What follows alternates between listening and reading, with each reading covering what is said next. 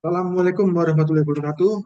Teman-teman sekalian, selamat datang dalam mata kuliah Perancangan Hukum kelas 6C. Ya.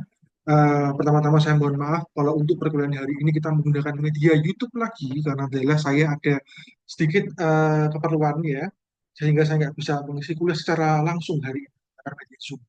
Tapi jangan khawatir karena memang perkuliahan hari ini kita modelnya agak hybrid, di mana nanti saya hanya akan sedikit memberikan materi dan nanti akan saya serahkan sepenuhnya kepada teman-teman sekalian untuk memberikan pandangan teman-teman sekalian terhadap permasalahan yang akan kita angkat sebentar lagi.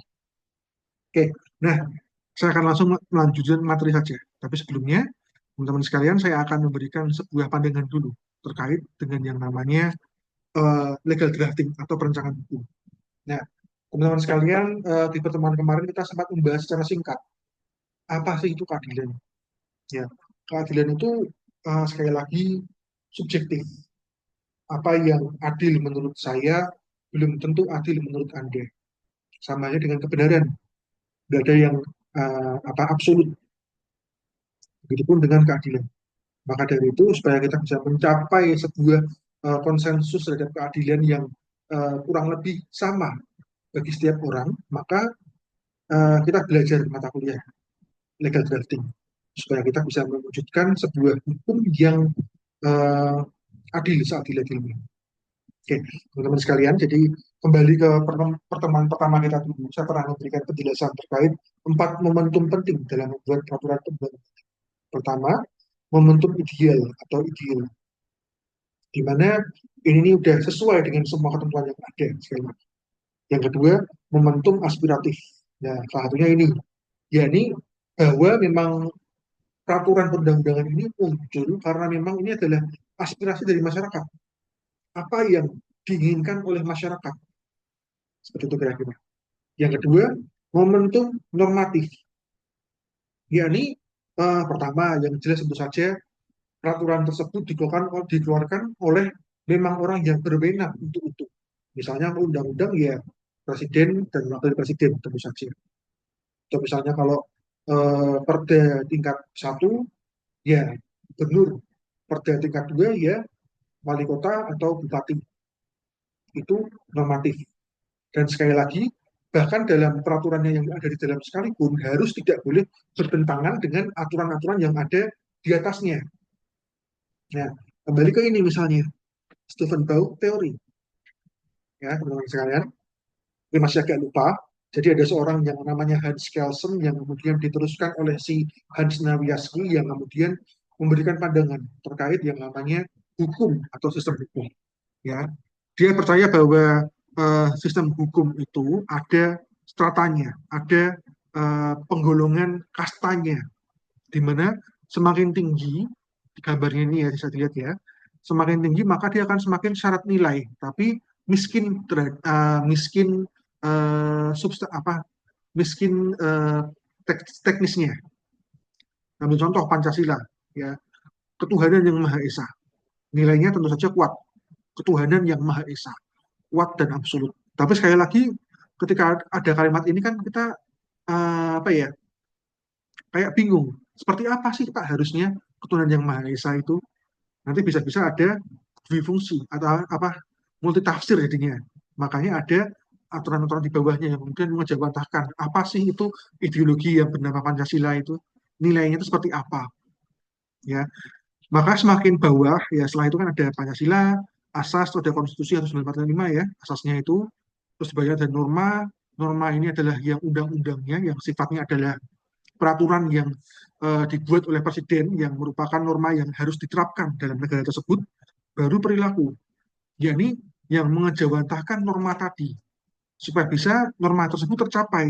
Misalnya katakanlah undang-undang kesehatan yang kemudian dalam undang-undang tersebut mengamanatkan bahwa masyarakat Indonesia itu eh, jangan merokok dong misalnya, jangan merokok, jangan minum minuman keras dan macam-macam. Maka muncul ya PP tentang rokok misalnya, PP tembakau ya yang terkenal itu, atau mungkin juga PP tentang cukai terhadap apa namanya spirit atau alkohol ya, minuman-minuman alkohol dan macam-macam. Tujuannya apa? Dia mengejawantahkan norma itu supaya perilakunya masyarakat yang ada di dalamnya ini sesuai dengan norma tersebut. Seperti itu ya. Nah, balik ke tadi, itu momentum normatif. Terus yang terakhir ada yang namanya momentum teknis. Nah, di sini dalam pembuatan peraturan perundang-undangan itu tentu saja harus sesuai dengan apa namanya aturan yang ada. Dalam hal misalnya yang buat emang orang-orang yang kompeten, ya, staf-susnya, terus apa namanya tim-timnya itu harus sesuai, kompeten dalam bidangnya. Dan yang kedua, yang paling penting adalah apa? Transparansi. Yang paling penting adalah transparansi. Ini yang kejadian beberapa kali dalam pemerintahan Indonesia dalam 2 tahun terakhir, yang berawal dari awalnya itu kasusnya apa pemilihan presiden dan wakil presiden di mana ada perubahan batas usia yang di sini juga memunculkan banyak pertanyaan karena kok kenapa cepat sekali, ya, yang dulunya juga pernah kejadian ya yang pas kasusnya Omnibus Law yang tergolong sangat cepat sekali lagi Omnibus Law itu yang sekarang terulang lagi, yaitu dalam hal apa, RUU TNI yang akan menjadi pembahasan kita pada malam hari ini. Oke, teman-teman sekalian, jadi apa sih itu, apa yang dibahas dalam RUU TNI? Kenapa jadi masalah? Nah, di sini ada banyak masalah ya di sini. Kok saya boleh bilang, tapi yang menjadi masalah utama adalah apa? Terkait dengan kenapa ini cepat banget pembuatannya. Dan yang kedua, kenapa sangat sekretif sekali, sangat apa namanya, tertutup sekali rapatnya. Dilaksanakan bukan di apa gedung DPR, tapi di Hotel Fairmont kayaknya. Itu tertutup sekali, gak ada yang tahu isi rapatnya itu apa, ya. Meskipun sampai sekarang video ini saya buat sampai sekarang belum ada kejelasan apakah RUU ini akan disahkan, tapi ini akan menjadi bahan pembelajaran yang menarik bagi kita karena kita sebagai legal drafter dalam mata kuliah ini kita akan mencoba membedah pasal-pasal yang ada dalam RUU ini supaya kita bisa tahu seperti apa sih hukum yang bagus, seperti apa hukum yang tidak bagus, ya. Nah, kebetulan saya udah punya RUU-nya, tapi di sini harap diingat ya, teman-teman sekalian, untuk RUU ini masih bersifat sementara. Namanya aja RUU atau rancangan undang-undang. Jadi tentu saja nanti akan ada versi yang terbaru, terbaru dan yang terbaru. Ya, nanti teman-teman sekalian akan bahas apa bisa lagi. Kalau saya menemu yang baru akan saya infokan ke teman-teman sekalian seperti apa perubahannya. Tapi kira-kira seperti inilah yang namanya rancangan undang-undang. Nah, sebelumnya ya saya infokan dulu, teman-teman sekalian mungkin pernah beranggapan bahwa yang namanya pembuatan undang-undang itu ranahnya orang-orang gede ya, ranahnya para pejabat. Faktanya enggak, ya, teman-teman sekalian ya, terutama yang dari kalangan akademisi, ya, kita sebagai akademisi, saya dan teman-teman sekalian sebagai mahasiswa ini juga bisa memiliki andil dalam pembuatan naskah apa dalam pembuatan peraturan undang-undangan. Dalam hal apa? Membuat yang namanya naskah akademik. Nah, kebetulan ya, saya tahun 2016 itu pernah ikut serta dalam tim untuk perancangan undang-undang tentang pertembakauan, di mana undang-undang ini berusaha untuk melindungi yang namanya kretek. Ini menarik banget kalau kita bahas. Karena memang tahun 2016 itu eh, apa namanya gencatan terhadap rokok asli Indonesia ini sangat keras banget dan kemudian saya bilang beruntung menjadi salah satu timnya, di mana kita banyak membahas dan kemudian hanya melahirkan naskah akademik ini. Nah, eh, sebenarnya kalau kita bicara mengenai naskah akademik ya, bayangan kalian mungkin kayak, wah susah banget Pak mesti. Enggak ternyata. Saya yang ngalamin modelnya cuma seperti ini. Ya. Ini kurang lebih sama dengan skripsi. Ada pendahuluan, kajian teoretik dan empiris ini lebih ke arah eh, bab 2 ya, kajian pustaka. Terus evaluasi dan analisis peraturan undang-undangan terkait. Ini lebih ke arah metode penelitian, landasan filosofis, sosiologis, dan yuridis ini lebih ke arah bab 4 yang pertama ya, hasil penelitian. Jangkauan, arah pengaturan, dan ruang lingkup materi pengaturan undang-undang ini lebih ke arah yang namanya bab 4 yang kedua, yaitu pembahasan baru penutup yang berupa kesimpulan. Kurang lebih sama dengan yang namanya eh, apa namanya skripsi kalian. Jadi dengan kalian mempelajari tentang pembuatan naskah akademik ini, secara nggak langsung teman-teman sekalian juga belajar bagaimana caranya membuat skripsi yang baik, yang nanti kedepannya akan saya terus ulang, ulang, dan ulang. Supaya apa? Teman-teman sekalian bisa paham. Oke. Nah, kita kembali lagi ke draft RUU TNI, teman-teman sekalian. Nah, kembali ke sini lagi. Nah, yang namanya bukan cuma peraturan ya, kita bicara mungkin di sini memang rancangan, tapi di sini udah kurang lebih 9-10 lah dengan undang-undang yang asli ya. Tapi mungkin dalam hal substansinya masih belum rigid ya, karena masih membutuhkan masukan-masukan dari anggota DPR dan juga para stakeholder terkait. Tapi kira-kira inilah rancangan undang-undang tentang TNI. Nah, teman-teman sekalian, rancangan undang-undang ini ya, atau undang-undang pada umumnya, itu kita harus ingat ya, Stephen Bau teori bahwa undang-undang itu ada di bawah undang-undang dasar. Ya, undang-undang dasar itu adalah asasnya. Kalau undang-undang itu adalah normanya, sehingga dia tetap harus patuh dengan yang namanya asas. Oke. Nah, kita akan mulai dari awal. Yang paling atas sendiri, pertama, kita akan lihat yang bukan undang-undang. Yang pertama adalah judul. Ya, ini judul Rancangan Undang-Undang Republik Indonesia nomor berapa tahun berapa tentang perubahan atas Undang-Undang nomor 34 tahun 2004 tentang Tentara Nasional Indonesia. Nah, sekali lagi kita kalau bicara mengenai yang namanya undang-undang ada dua jenis di sini. Yang pertama, kalau undang-undang tadi dibuat ya pertama kali. Jadi undang-undang tadi ini belum pernah ada sebelumnya, sehingga modelnya kayak Undang-Undang Republik Indonesia tahun nomor berapa tahun berapa tentangnya langsung. Misalnya Tentara Nasional Indonesia, udah selesai. Yang kedua, itu kalau misalnya dia adalah perubahan dari undang-undang yang lama, ya. Seperti ini misalnya, ya. Undang-undang nomor ini tahun ini tentang perubahan atas Undang-Undang nomor 34 tahun 2004 tentang Tentara Nasional Indonesia. Ya, sampai sini paham? Lanjut. Nah, setelah itu ada yang namanya irah-irah. Ini dengan rahmat Tuhan yang Maha Esa, Presiden Republik Indonesia. Ini adalah irah-irah. Ya, ini merupakan perwujudan dari Pancasila, terutama sila pertama. Ya, di sini kita melegalkan aturan tadi di hadapan Tuhan yang Maha Kuasa. Seperti itu konsepnya. Dan ini sampai sekarang masih ada dalam sistem hukum Indonesia. Mungkin memang eh, hanya berupa dekorasi saja, tapi di sini adalah dia ini adalah perwujudan dari pertanggungjawaban yang membuat undang-undang ini terhadap Tuhan yang mereka akui. Ya, seperti itu. Kemudian yang ketiga adalah, nah kita mulai nih ke pembahasan. Ada yang namanya menimbang. Ini dalam bahasa hukum dikenal dengan istilah considerance atau pertimbangan. Nah, umpamanya lah misalnya ya teman-teman sekalian, ini berawal dari sebuah pertanyaan sederhana. Misalnya kayak, eh, kenapa sih aborsi itu nggak boleh? Oh iya Pak, aborsi nggak boleh karena itu sama saja dengan membunuh nyawa orang. Oh iya Pak, aborsi itu nggak boleh karena itu dapat berbahaya bagi janin, bagi ibunya misalnya, dan macam-macam. Kalau kita balik, kenapa aborsi diperbolehkan?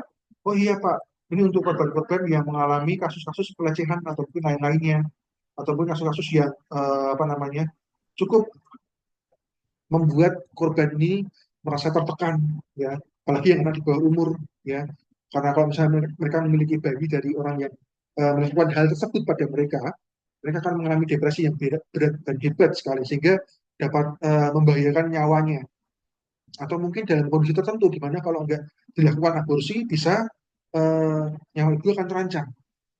Nah seperti itu adalah considerance, ya, sebuah kajian yang sifatnya filosofis yang memberikan kita base atau dasar kenapa perlu ada aturan tersebut. Dalam hal ini misalnya ya Presiden Republik Indonesia ini pada hal ini juga bersama dengan DPR menganggap bahwa ini perlu kenapa? Karena memang TNI itu adalah orang yang berada di garda terdepan ketika negara kita sedang dalam kondisi terancam. Ya, meskipun demikian dalam pertimbangan ini perubahannya ini mendapatkan beberapa garis ini ya mendapatkan beberapa eh, apa ya highlight ya. Misalnya nih ada kalimat dalam pertimbangan yang poin C, operasi militer selain perang. Dampaknya apa? Tentu saja bakal ada pergesekan dengan kepolisian. Operasi militer selain perang itu seperti apa sih? Penumpasan teroris, oke. Tapi itu kan sebenarnya tugas polisian, ya. Atau mungkin penumpasan gembong narkoba, atau mungkin juga eh, ancaman-ancaman lainnya yang berada di dalam negeri, ya. Ancaman dalam negeri lainnya yang membutuhkan apa namanya kekuatan militer, itu bisa TNI masuk ke dalamnya. Tapi apakah ini melanggar dengan yang namanya kewenangan kepolisian? Nah, mungkin bisa juga di sini bisa berarti bahwa TNI dengan kepolisian ini melakukan yang namanya joint effort atau bareng-bareng, ya. Misalnya dalam kasus narkoba, kepolisian mungkin apa namanya persenjataannya kurang cukup, bisa meminta bantuan TNI, bareng-bareng menumpas ini gembong narkobanya, atau dalam hal terorisme juga misalnya, dan macam-macam. Nah, cuman di sini ada perubahan kalimat yang menurut saya cukup menarik untuk kita kaji, yakni kepentingan politik negara. Ya, poin 4 ini bisa kita baca ya, bahwa tentara nasional Indonesia dibangun dan dikembangkan secara profesional sesuai dengan kepentingan politik negara, mengacu pada nilai dan prinsip demokrasi, supremasi sipil, hak asasi manusia, ketentuan hukum nasional dan ketentuan hukum internasional yang telah disahkan, dengan dukungan anggaran belanja negara yang dikelola secara transparan dan akuntabel. Nah, pertimbangan inilah yang kemudian memunculkan stigma di masyarakat bahwa RUU TNI dikhawatirkan akan menimbulkan suatu hal yang kemudian teman-teman sekalian kenal dengan istilah dwi fungsi ABRI. Kok sekarang berarti dwi fungsi TNI. Kalau teman-teman yang mungkin kelahiran tahun 2000 ke bawah pernah dengar istilah itu. Ya, ini adalah sebuah kondisi di mana tentara-tentara ini bukannya apa namanya ikut serta dalam usaha membela negara, tapi malah terjun ke dalam ranah-ranah yang sifatnya sivil atau ranah-ranah sipil, misalnya menjabat sebagai wali kota atau bupati atau bahkan apa namanya gubernur juga, atau menjabat sebagai menteri dan lain-lain. Ini juga di apa namanya menjadi pertanyaan sendiri. Perlu nggak sih? Oke. Nah, itu untuk yang considerance. Selanjutnya adalah dasar hukum. Nah, kalimat mengingat di sini ini adalah yang dikenal dengan istilah dasar hukum. Apa sih ini? Jadi, eh, supaya suatu peraturan perundang-undangan dalam hal ini undang-undang dapat dipertanggungjawabkan, dia harus ada dasarnya. Kenapa ini dibuat? Dalam hal ini tentu saja sesuai dengan hierarki dalam stratanya Hans Kelsen, bahwa yang paling atas itu adalah yang paling tinggi. Jadi sehingga yang di bawahnya harus mencantumkan bahwa dia apa namanya berdasarkan pada aturan ini. Dalam hal ini bisa menggunakan undang-undang dasar dan juga menggunakan undang-undang. Kemudian bisa dilihat ya, pasal 20, pasal 21, pasal 30, terus kemudian Undang-Undang nomor 3 tahun 2002, Undang-Undang nomor 34 tahun 2004. Ya, itu kira-kira. Yang kemudian dilanjutkan dengan yang namanya pengesahan.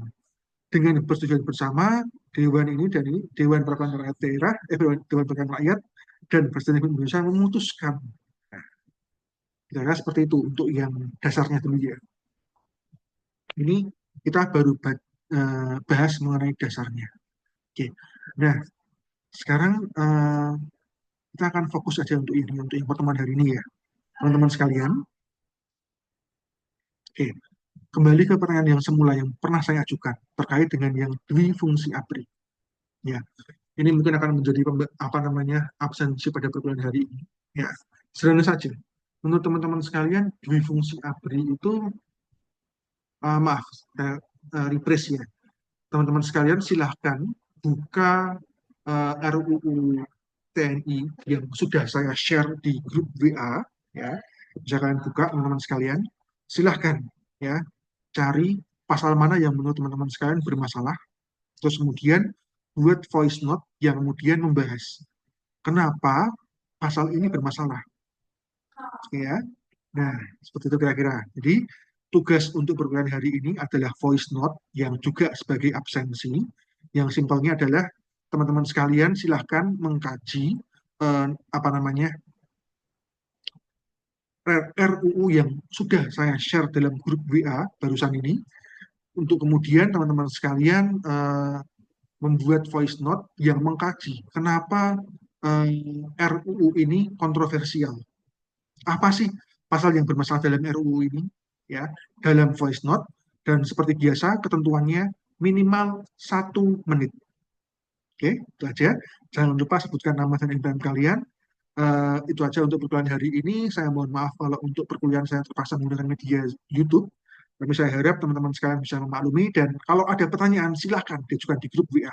Karena kedepannya nanti kita akan banyak mengulik RUU ini. Karena kita akan bisa, tujuan saya adalah supaya teman-teman sekalian mengetahui bagaimana cara membuat aturan hukum atau peraturan perundang-undangan yang ideal dan efisien.